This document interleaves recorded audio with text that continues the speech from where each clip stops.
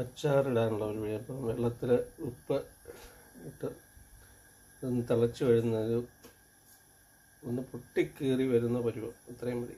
ആ സമയമാകുമ്പോൾ നിർത്തിയിട്ട് ബാക്കി നമുക്ക് ഇഞ്ചി വെളുത്തുള്ളി നമുക്ക് അച്ചാറിനുള്ളതല്ല ബാക്കി അന്നേരം നമുക്ക് നെല്ലിക്ക വെള്ളത്തിലിട്ട് തിളപ്പിക്കാൻ വെച്ചിരുന്നു. ഇതിങ്ങനെ ഒന്ന് പൊട്ടി വരുമ്പോൾ ഉണ്ടോ, പൊട്ടി വരുന്ന സമയത്ത് നിർത്തിയാൽ മതി ഉപ്പിട്ട്. ഈ ബാക്കി ചേരുവകളൊക്കെ നമുക്ക് അരിഞ്ഞെടുക്കണം. അത് കഴിഞ്ഞിട്ട് നെല്ലിക്ക അച്ചാറിനുള്ള ഇഞ്ചി വെളുത്തുള്ളി പച്ചമുളക് പിന്നെ കടുക് ഉലുവ അതിനകത്ത് ചേർക്കാനുള്ള വിനാഗിരി നല്ലെണ്ണ പിന്നെ കുറച്ച് കാന്തുകാരി മുളക് ഉണങ്ങിയത് ഇത്ര ഞാനിപ്പോൾ എടുത്ത് വെച്ചിട്ടുണ്ട്. ഇനി കടുക് പൊട്ടിച്ചിട്ട് നമുക്കാക്കി ഉലുവ പൊട്ടി വന്നു. കൂട്ടത്തിലെ ഇഞ്ചി വെളുത്തുള്ളി കറിവേപ്പില ഇനി ഇത് നല്ലപോലെ ഒന്ന് മൂത്ത് വരണം. മൂത്ത് വന്നു കഴിഞ്ഞിട്ട് നമുക്ക് ബാക്കി പൊടികൾ ചേർക്കാം. മുളക് പൊടി, ഇച്ചിരി മഞ്ഞൾപ്പൊടി, ഇഞ്ചി വെളുത്തുള്ളി ഒന്ന് ആയിട്ടില്ല, മൂക്കണം. ഒരുമാതിരി നല്ലപോലെ ബ്രൗൺ കളർ വരണം. അതുവരെ ഇളക്കി കൊടുത്തുകൊണ്ടിരിക്കണം. ഏകദേശം ഇത് മൂത്ത് വന്നിട്ടുണ്ട്. ഇനി നമുക്ക്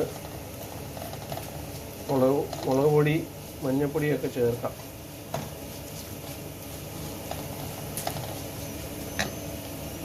ഈ മുളക് പൊടിയൊക്കെ ചേർക്കുന്നതിന് മുമ്പ് തീ വളരെ സിമ്മിലിടുക, അല്ലെങ്കിൽ പൊടിയെല്ലാം കരിഞ്ഞു പോവേ. അങ്ങനെ ചെയ്തിട്ട് മൊത്തം കരിഞ്ഞു പോകുക. അല്ലെങ്കിൽ ഇതൊക്കെ സ്ലോ ഫ്ലെയിമിൽ വെച്ചിട്ട് നമുക്കൊരു 2 മിനിറ്റ് ഒന്ന് പൊടിയുടെ പച്ചമുളക് ഒന്ന് മാറണം.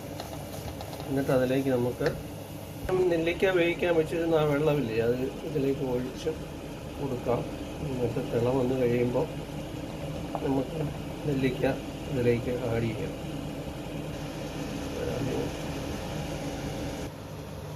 ഞാനിതിലേക്ക് കുറച്ച് കാന്തുകാരി മുളക് ഉണങ്ങിയത് ആഡ് ചെയ്യണേ. എരിവ് നോക്കിയിട്ട് വേണം നിങ്ങൾ ചെയ്യാൻ. നല്ല എരിവാണ് ഇതിൽ. കാന്തുകാരി മുളക് ചേർത്തു. ഇനി അതൊന്ന് തിളച്ച് നമുക്കൊന്ന് വരട്ടെ. ശേഷം ഉപ്പൂടെ നോക്കണം. അവസാനം നമുക്ക് നെല്ലിക്ക അതിലേക്ക് ചേർക്കാം.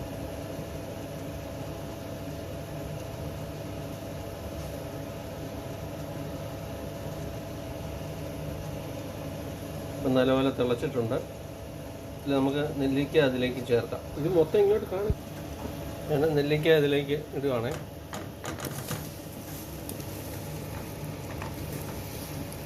സൂക്ഷിച്ച് കിട്ടില്ലെങ്കിൽ തെറിച്ച് വീഴും.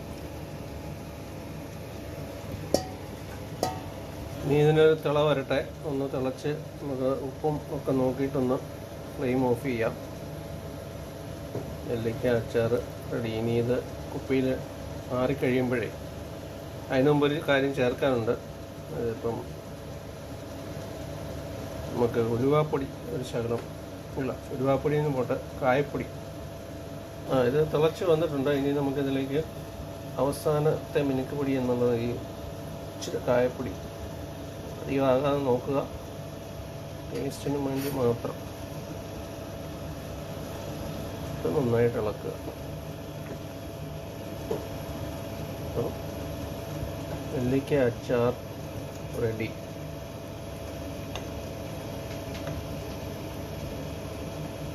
Thank you for watching. നെല്ലിക്ക അച്ചാർ റെഡി. ഇനിയിപ്പോൾ നമുക്കിതൊന്ന് മൂടി കുറച്ച് നേരം വെച്ച് തണുക്കണം. അപ്പോഴത്തേന് മുളകും ഇതെല്ലാം പിടിച്ച് നല്ല,